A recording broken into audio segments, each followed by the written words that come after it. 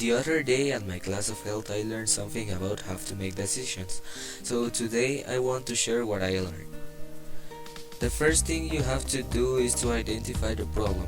You have to think if the action you might do is correct or not. Then the second step is to consider your values.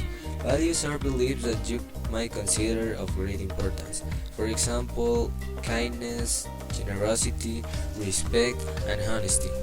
So you have to know them very well because they can influence you about something good or bad.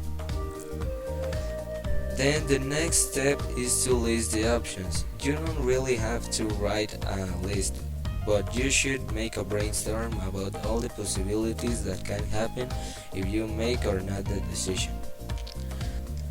After that, you have to weigh the consequences. You should think about the pros and the cons if you decide to do the decision. For example, if you want to cut a glass, there will be a lot of risk and a very few benefits, so you should decide very well. Then the next step is to decide and act. When you think hard about the options and you make all the steps before mentioned, you are ready to act your decision. The last step happens after you make your decision, and it is evaluate your choice. You can face the problem again, so you should look back at your decision and ask these three questions. Did your decision harm anyone? Were you unhappy with the result? Would another option have had a better consequence?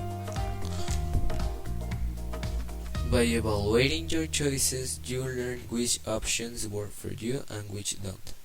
Using this process takes practice, but the more you use it, the easier it gets. Thank you for your attention. I hope you liked the video.